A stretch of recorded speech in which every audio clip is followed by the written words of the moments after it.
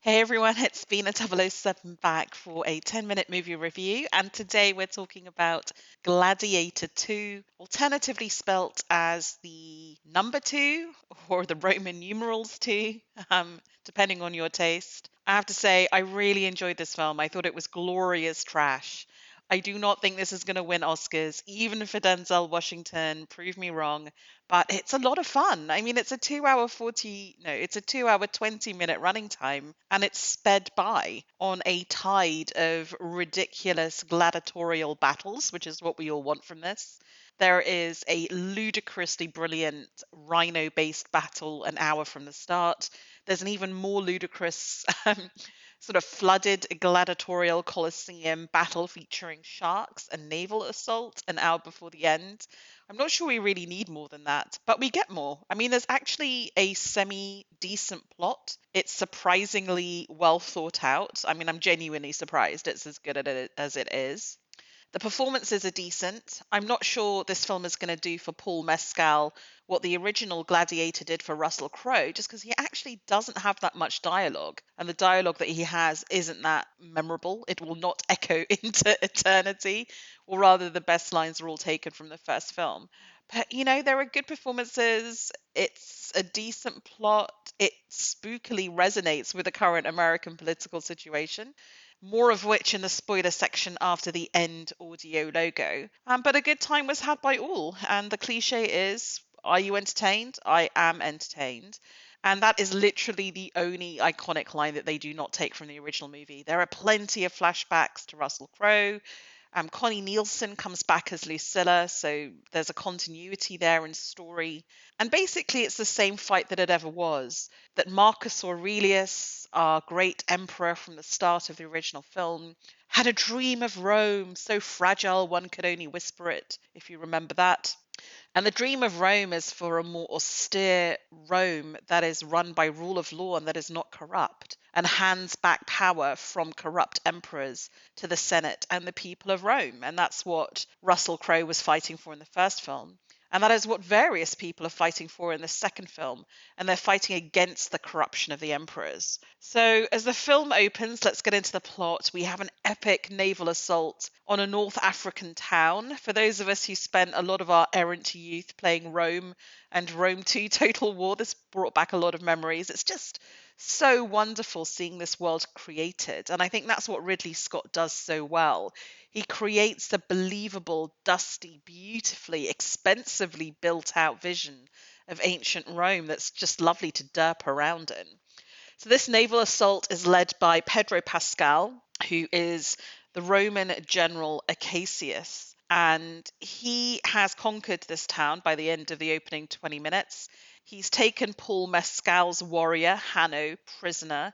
And in the midst of that battle, Paul Mescal's wife has been killed. And weirdly, in this film, it upgrades the to more progressive contemporary societal norms.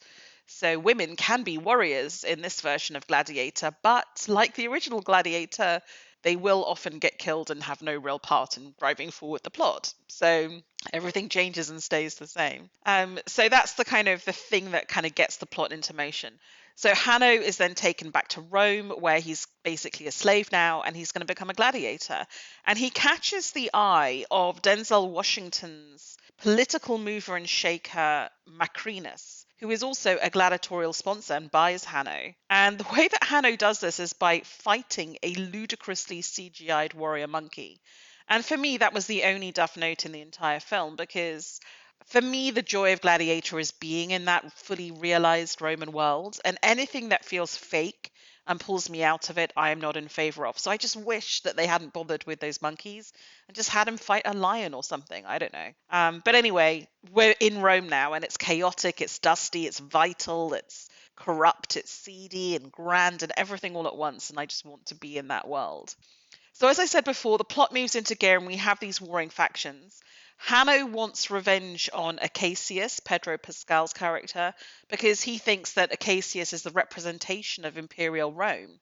He little realizes that Acacius is himself disenchanted with the corruption of Rome. He just wants to retire. He doesn't see why Rome has to go on conquering and pillaging. He wants to remind the emperors that the people of Rome are starving. And as it so happens, Acacius has a loyal legion based in Ostia ready to launch a coup d'etat and install his wife, who just happens to be Lucilla from the original film, played by Connie Nielsen. And as we know, Lucilla is the legitimate daughter of Emperor Marcus Aurelius. So she is his literal and indeed philosophical heir, because she also believes in that dream of Rome. So they're on one side, although they don't know they're on the same side. On the other side of the battle is the corruption of Rome, as represented by the young, feckless twin emperors Geta and Caracalla, which did exist in history, played by Joseph Quinn and Fred Heschinger, who, I mean, they're fine enough. I don't think they get much to do but be caricatured, sort of spoilt, corrupt, sort of feckless youths, really. And also, we have a largely supine Senate, as represented by the bankrupt Senator Thrax, played by Tim McInerney. So, those are the good guys and the bad guys. Somewhere between the two factions lies Macrinus, the Denzel Washington character. And I think the reason why he has the best role and he's the most memorable thing in the film is because he's the one that you don't know what role he's truly playing. I mean, it's clear he's a power broker, he's the one bankrupting Thrax. He gains the ears of the emperors, but whose side is he on? Is he on the side of Marcus Aurelius? He's read the meditations, he's impressed by them. Or does he just want to seize power for himself?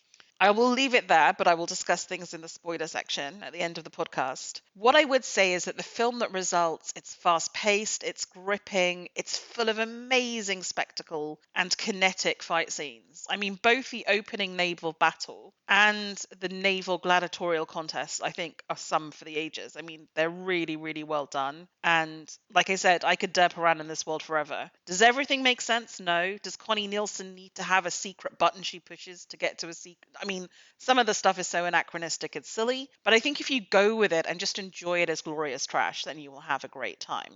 The only other thing I would say is I found it curiously chaste for an R-rated movie. I mean, we barely see Acacius and Lucilla kiss. Is that because Ridley Scott doesn't want to mess up our vision that Lucilla's true love was Maximus? I don't know, but that seems quite chaste. Macrinus hints at his bisexuality, but apparently a male-on-male kiss was edited from the final cut. The twin emperors wear heavy makeup. One of them is meant to be gay, but again, it's all very milquetoast. I know that sex scenes aren't really the point of a sword and sandal epic, but I still felt that if you want to show the corruption of Rome, then show it, right? I mean, this is an R-rated film anyways. So with that, I'll leave it there. I would highly recommend Gladiator 2. If you go looking for fun, you'll have it. It has a running time of 148 minutes. It's rated R, as I just said. It's currently on release in the UK and a lot of other global markets and opens on November 22nd in the USA. So it's going up against Wicked, which is very interesting. It'll be interesting to see who wins that fight. Anyway, if you've seen the film and agree or disagree with my take, feel free to leave a comment on the blog at bina007.com or on the YouTube channel. After the audio logo at the end of this podcast, there are going to be spoilers, so only listen if you are happy to be spoiled. Okay, folks, so for me as a British viewer, it's hard to watch this film in light of the US election result and not to see clear parallels with the corruption of late stage Rome and the newly installed cacocracy in America. I would say that when Caracalla appoints Dundas and the Senate supinely agrees, to me, this is equivalent to Trump nominating Matt Gaetz, like an appointment so ludicrous everyone's just shocked. Let's see if the Senate goes along with it, though. Maybe more seriously, I think that the pure power philosophy of Macrinus, this rather nihilistic Nietzschean sort of philosophy, is arguably that of Trump, right? Power goes to the strong and everyone else is a loser. And there's something kind of tragic and true and Macrinus calling bullshit on the dream of Rome. I mean, he says that Aurelius may have wanted to restore power to the Senate and people, but he was not about to end slavery, right? So the dream of Rome applies to Roman citizens. It is not a dream for everyone. And when he sort of shows his slavery imprint, the kind of the bodily symbol of being owned, it's kind of hard not to sympathize with him in some way. It's also true that if you know anything about Roman history, you know that there was a African emperor called Macrinus. He was not as depicted in this film. And that, we descend now after this era into the chaos of, the year of the six emperors. I mean, this does not end well. The dream of Rome is not restored. And I think that is a sobering thought if you know your Roman history and you leave the film. Anyways, I hope that was provocative. Some of you may or may not agree with that. But again, I think I love the fact that a film that, on one level, is as silly as this, did provoke such a political discourse in my head. Anyways, thank you for listening.